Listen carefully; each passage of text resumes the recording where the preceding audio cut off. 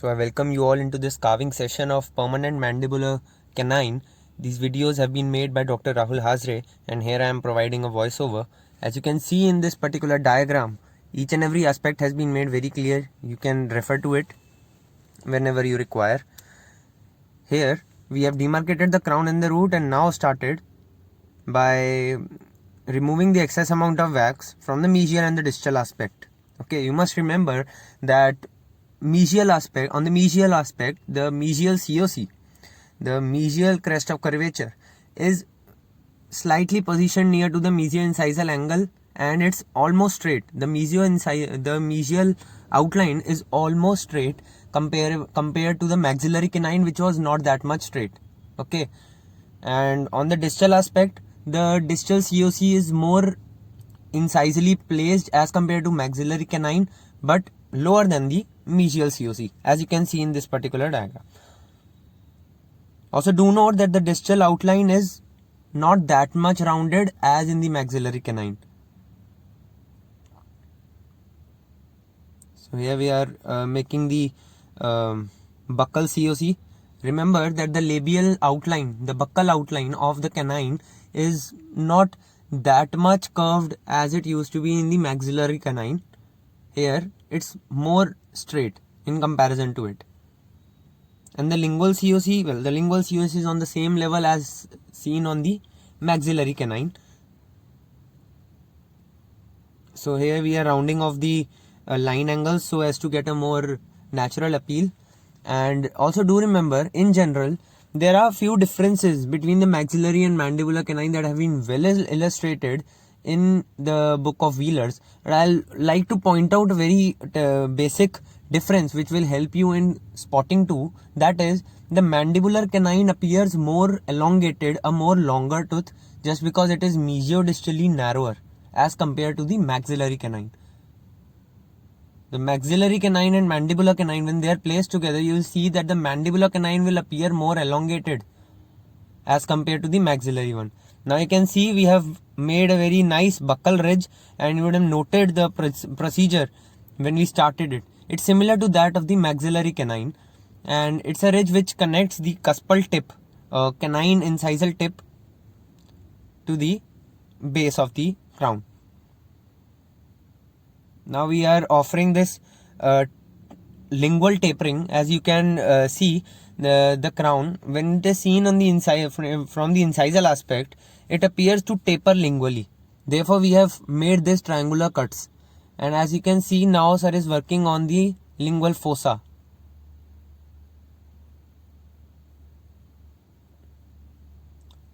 Notice how this lingual fossa is being made, and you can also note that as compared to the maxillary canine used to have a very deeper concavity of the lingual fossa, but mandibular canine has a bit less comparable to the maxillary canine.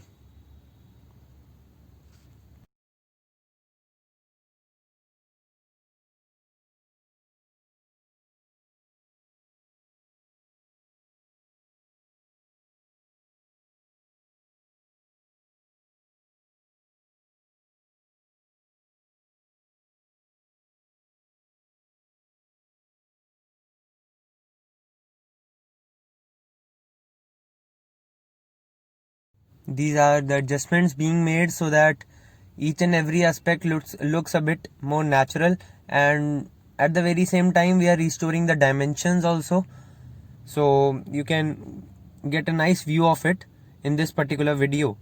And here you can see we have tapered the crown lingually, and also we are now working up on the labial aspect, enhancing the buccal ridge. And as you can see, for enhancing the buccal ridge, you need to carve out on each side of the buccal ridge, on either side of the buccal ridge.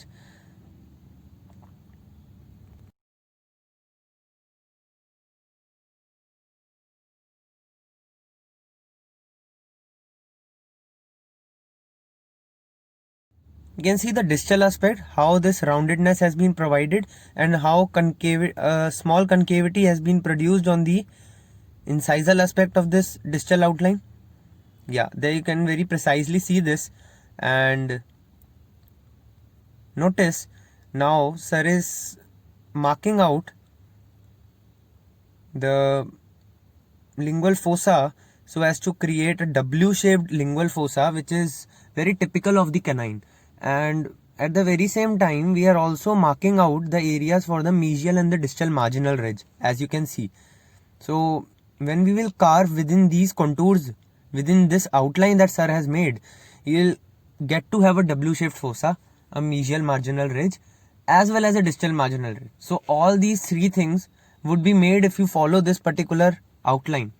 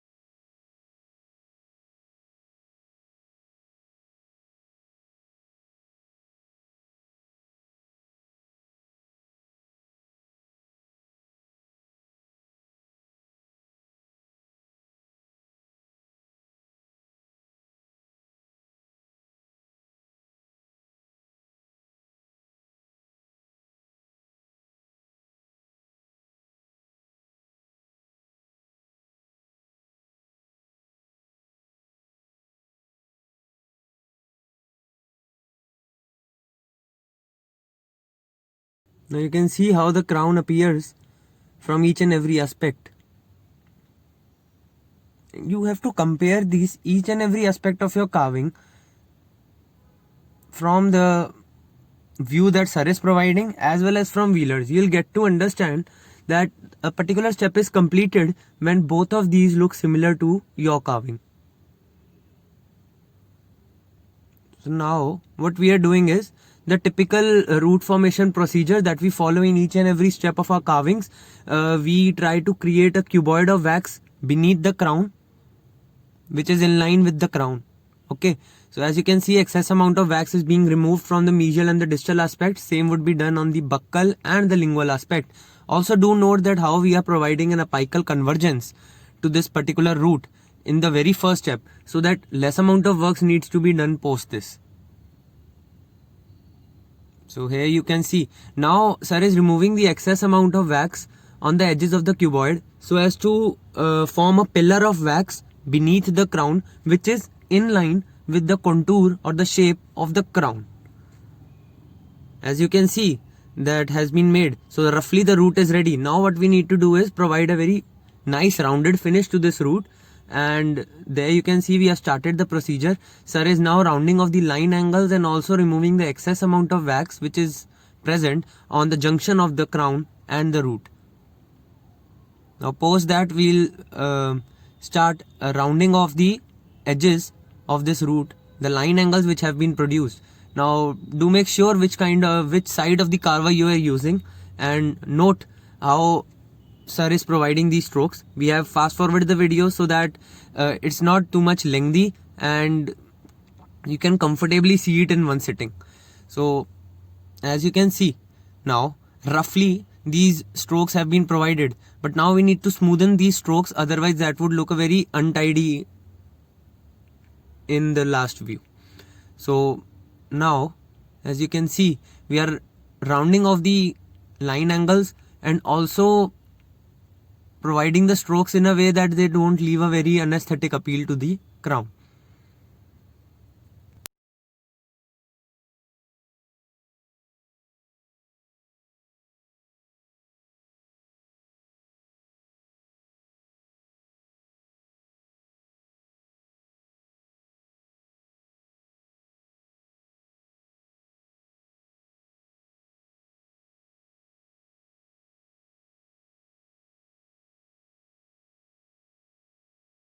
Now the cervical line is being made, the exact dimensions of which you can see from your textbook of Wheeler's, and we highly encourage you to follow standard books for whatever subjects of dentistry you study, and there you can refer to the dimensions and you'll get to have a very nicely and naturally looking cervical line.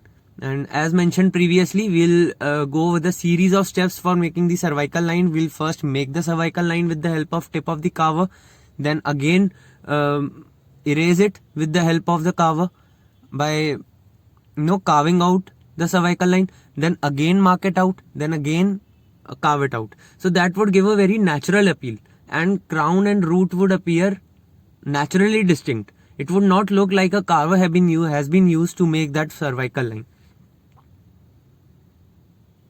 As you can see, now what we are doing is providing the finishing touches to each and every aspect of the root.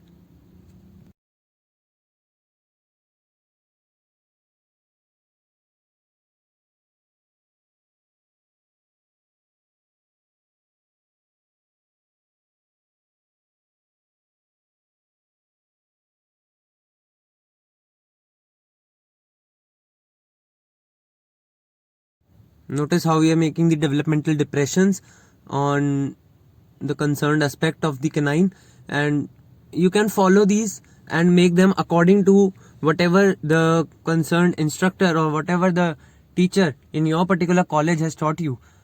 So accordingly you can make the developmental depressions, and we are pretty sure that the carvings which you make will be highly appreciated.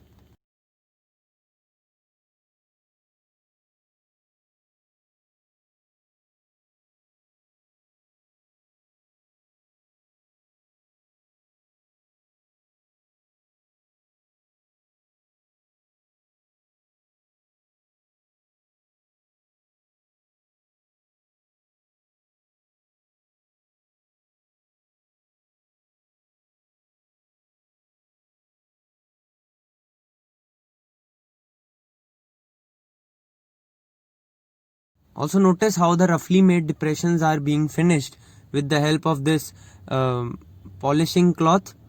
Obviously in case of your carvings you need to use a polishing cloth, which can be anything ranging from cotton to a fine linen cloth.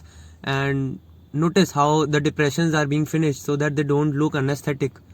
It should not look that a line has been made, rather a very uniform depression must appear.